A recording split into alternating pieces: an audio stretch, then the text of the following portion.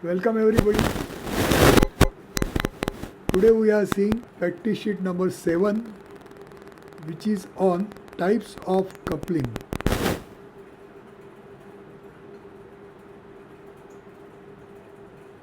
And this is second sheet on couplings. So types of couplings 1 we have already seen. Today we are going to see types of couplings 2, which will contain some more types of couplings. So last time we saw what is the meaning of coupling, what does it do. So there we saw that couplings are used for connecting two shafts so that the power is transmitted from one shaft to another. We have seen last time muff coupling, then flange coupling and so on. Today we are going to see a coupling that is starting with solid flange coupling. So as the name suggests, it is a flange coupling, but the meaning of solid means it is a flange which is integral with the shaft. If you remember last time, there was a coupling which was called as flange coupling, but that flange coupling you can see even here itself.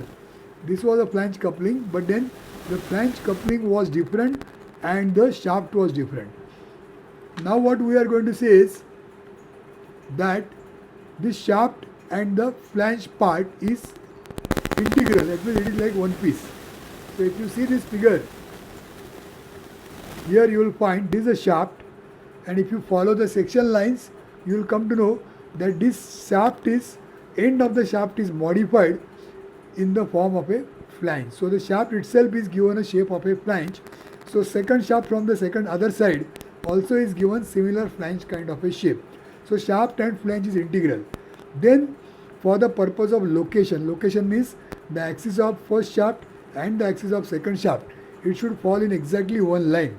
So for that to happen, as you can see here, there is a very small step, maybe of just 2 mm diameter, 2 mm thickness, and maybe 180 diameter. So very small step is given here, so that these two shafts, they are located at this 180 diameter, so that their axes are in one line.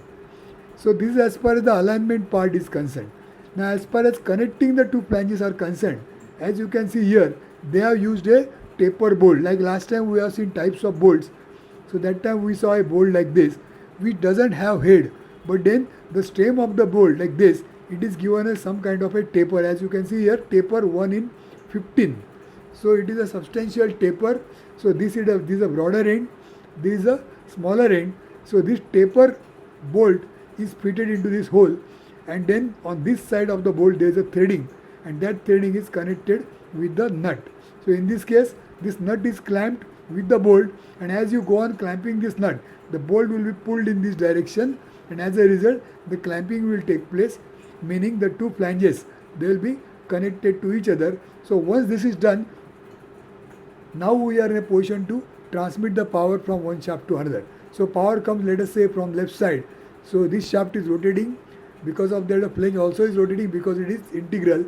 Then because of this nut bolt, the rotation goes to the other side flange and then to the other shaft. So like that, the shaft is transmitting power through this path from one side to another, and it is called as a solid flange coupling.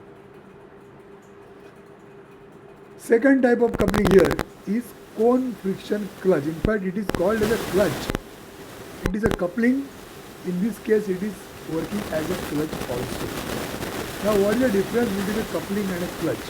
Coupling and clutch both are performing same function of connecting the two shafts and transmitting the power. So like last time we have seen, this is a shaft, this is another shaft, and you want to transmit power from one shaft to another.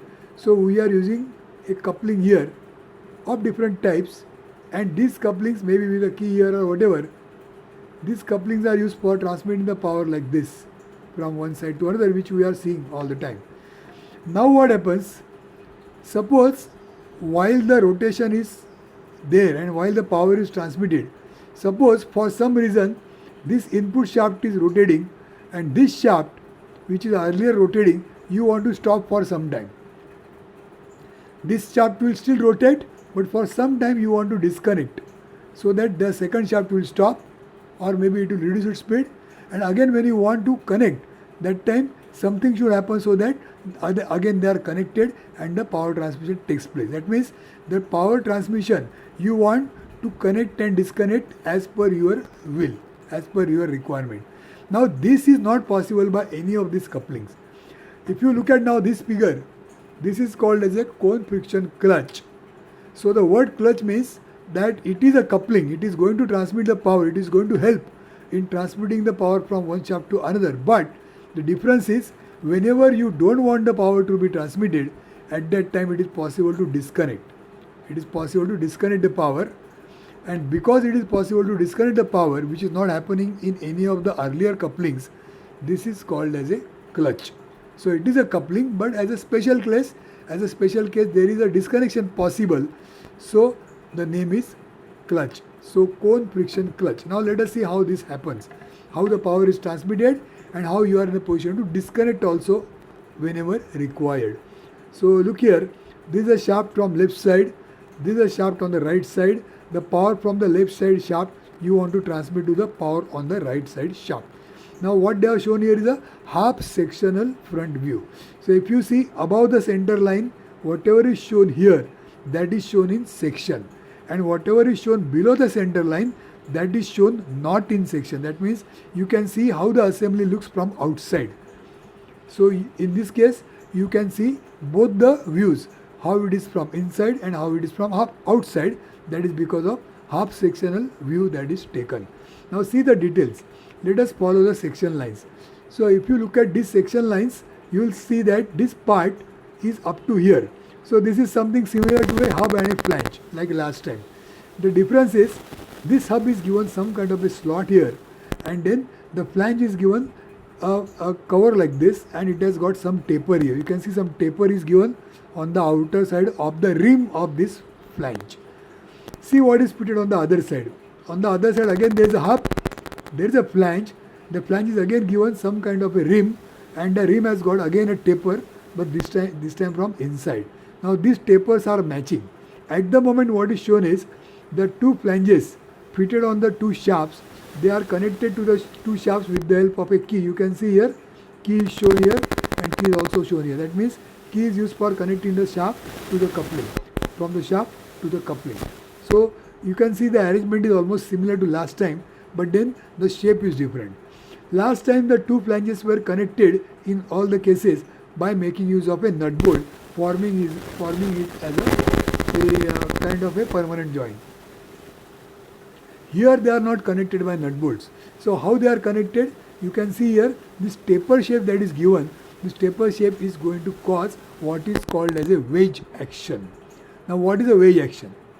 See, I will draw one wedge. Wedge is something which is a part which has got a taper shape like this. So suppose imagine that I am putting this wedge on the floor, and here there is some object. You can say there is a vertical plate that is kept here. Now as you go on pushing this wedge under this plate like this, so as the wedge moves forward, what will happen is, because of this taper shape, as it moves forward, this will move up. Now this is called a wedge action. Now this wedge action is made use of for the purpose of clamping. Now here what happens, because of this taper action, when you are going to press these two parts together, because of friction, they are going to hold each other. Now when you want to disconnect, you can pull them away from each other, and the contact between the two, if it is broken, then it is like disconnecting the two parts. So I will draw here. This is what they have shown right now. That is the assembled condition what they have shown. So this is one, and this is on the other side.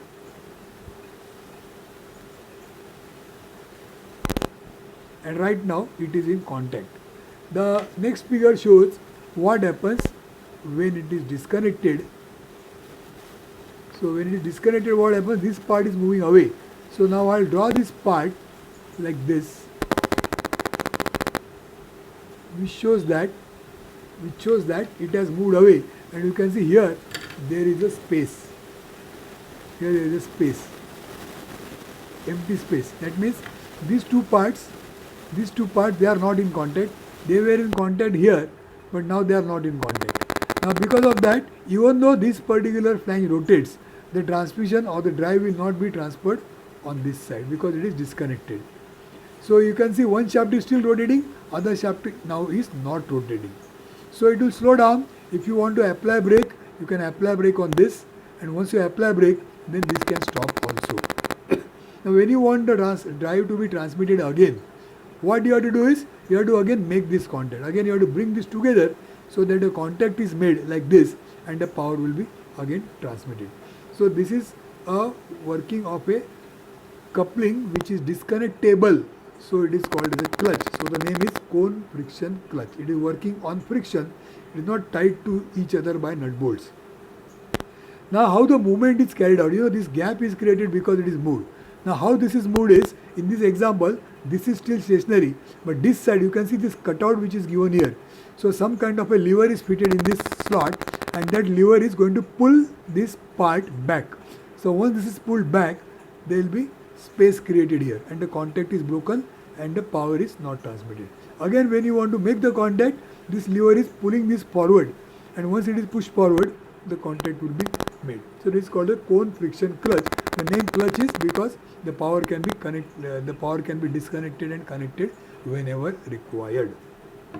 Now this third is claw coupling, but this we are not seeing.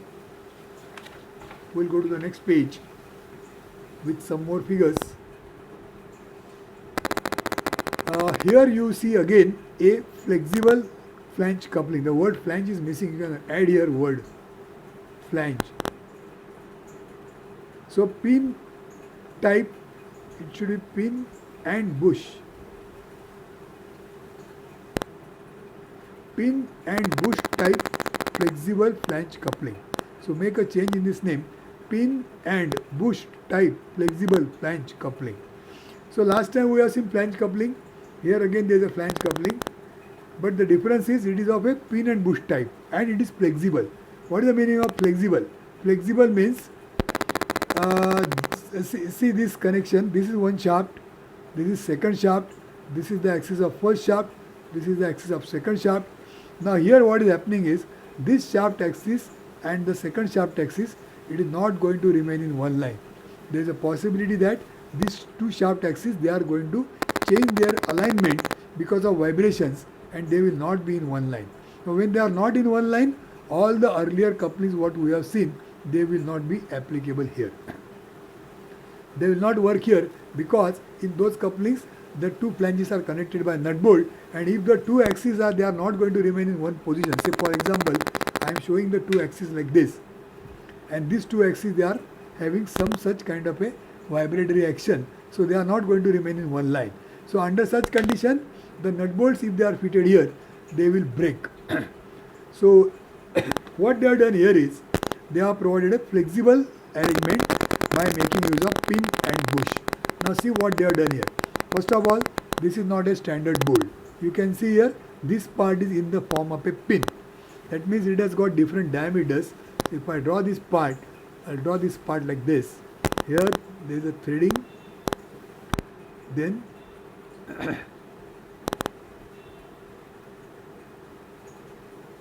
then there is some diameter here, then there is a step again here,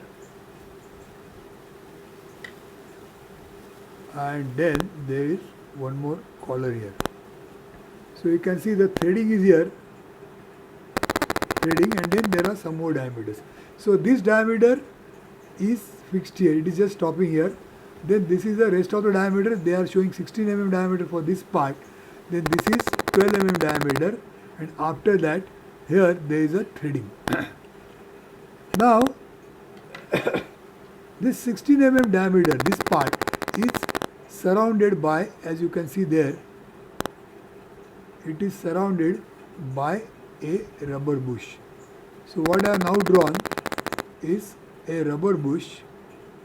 In fact, there are 4 rubber bushes.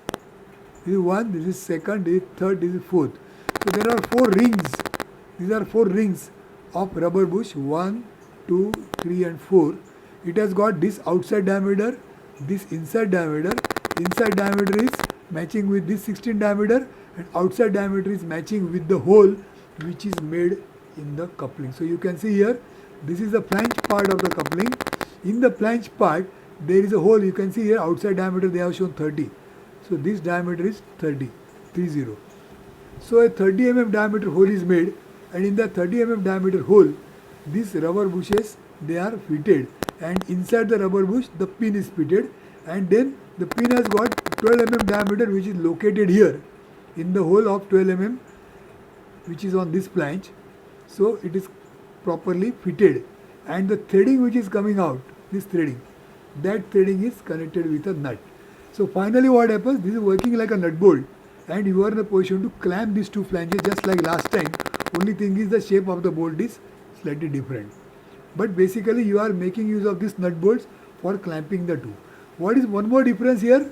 This bolt is not standard, of course, but then outside the bolt is coming in contact with rubber bush and not with the metallic surface of the flange. So here rubber bush is between the outside part and the pin. So the power, when it is transmitted, how it is transmitted, let us see. So this shaft rotates, left side shaft rotates. Because of key, the power goes to the hub. Then from hub it goes to the flange. Now in the flange there is a nut bolt.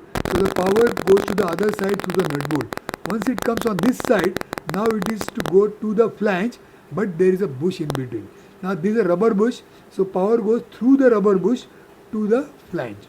So because it is going through the rubber bush, and because rubber bush is flexible, whatever variation in the axis line which we have seen earlier, that variation is nicely taken care of by these rubber bushes because they are flexible. So the power comes through the rubber bush to the flange, to the hub, to the key, and then to the other side of the shaft. So like that the power is transmitted through the rubber bush, and because of the flexibility of the rubber bush, the misalignment of the axis can be easily taken care of. So this type of flange coupling is called as a pin and bush type flexible flange coupling. Now let's see the next type. We are learning different types of couplings. The next type of coupling is universal coupling. So you can see universal coupling, universal coupling. This is the isometric three-dimensional drawing of a coupling, and this is the same coupling shown in sectional front view. It is a full section that is shown. So now let us see what is this universal coupling all about.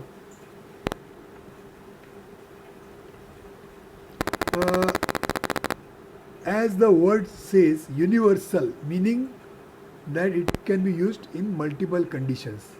It is universally applicable, it is universally usable in different conditions. That's why it is called a universal. See how this works. First thing is, in what condition it is used. Now if you see this particular sectional view, you will see that this is a shaft on one side, this is a shaft on the other side, and the axis of the two shafts in this figure, they are in one line. So as such there is no difference compared to earlier cases. But then the speciality of the universal coupling is not just this much. It is going to be used in cases where the shafts are not in one line. So now let us see. These are the two shafts. Here they are shown in one line. But suppose the one shaft is like this. That means one shaft is, let's say, horizontal, and other shaft is not in the line with the earlier shaft, but it is making some, say, 10-15 degrees angle with the earlier shaft. So now in this position, you want to transmit the drive from this shaft to other shaft which is making some angle with the earlier shaft. So how this is possible to transmit a drive when the shafts are in angle, they are not in one line. So in this particular condition, this universal coupling can be used. So in this case, even if this shaft is changing its position like this, that means it is having some inclined position, it is going to move like this, making some angle with the first shaft, and we want the drive to be transmitted still. So now see how this is done. First of all, let's try to understand what are the parts that are involved. So first part is, this is shown in isometric. The name of the part is fork. 2 of means 2 quantity. That means this fork, you are requiring 2 such forks. So there will be 2 parts looking like this, like a C shape. 2 parts called as fork. Then the next part is center block. Center block, 1 of means just 1 part. So if you look at this center block, you will find that it is made up of, you can say, 2 pipes. These 2 pipes are fitted to each other at 90 degrees. So two pipes are at 90 degrees connected to each other, forming a one piece, single piece, and then there is a hole of diameter 32, outside diameter is 56. Okay, and then certain length is there, 55 plus 55, that means 110. That is the length of this pipe. So it is a center block, and there are two such forks going to be there.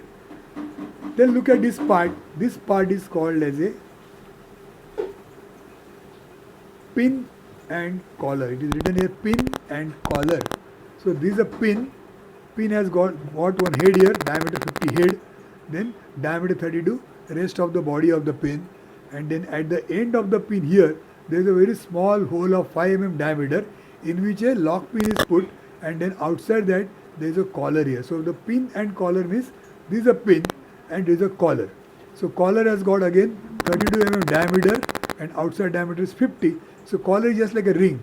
That ring is fitted outside this pin and it is connected with the help of a small clamping pin of 5 mm diameter. So that the collar will not move here and there. So there are how many parts? Fork, 2 parts, center block, 1 part, pin, 2 parts, collar, 2 parts, and lock pin, 2 parts. So those many parts are there. Now let us see how the assembly is carried out. First thing is, you can see here, this is the hub of this fork, and this hub has got a keyway here. So like last time we have seen, the shaft from this side will come, it will be fitted into this hub, and with the help of a keyway, the shaft and hub will be connected to each other, so that when the shaft rotates, this hub, the entire fork will rotate. Now on the other side, it is not shown here, on the other side again there is a shaft and there are 2 quantities of fork, so the second fork will be on this side, and like this side, same way it is connected with the shaft on the other side. So 2 forks on 2 shafts on 2 sides. Now between these 2 forks, fork number 1 left side, fork number 2 on the right side, between these 2 forks, now the center block is going to be fitted. Now see how this is going to be fitted. First thing is, imagine that this vertical pipe which is there, diameter 32 inside, that is going to align with this 32 mm hole. So you can see here this fork has got 2 holes of that size 32 again. So this 32 hole, this 32 hole and this 32 diameter hole of the block, all 1, 2 and 3, they will come in one vertical line. So all these 3 holes, they are aligned. And once they are aligned, what will happen is, they will have a common hole, and you can see this pin which is there, which has also got diameter 32. So that pin will pass from this, from this, from this. So once you pass this pin like this, say let's say from down, so when you pass the pin up, then the portion of the pin will come out from this side, and then the portion which is coming out, on that portion you are going to fit the collar, and the collar is connected by lock pin, so that this lock pin will hold the collar in position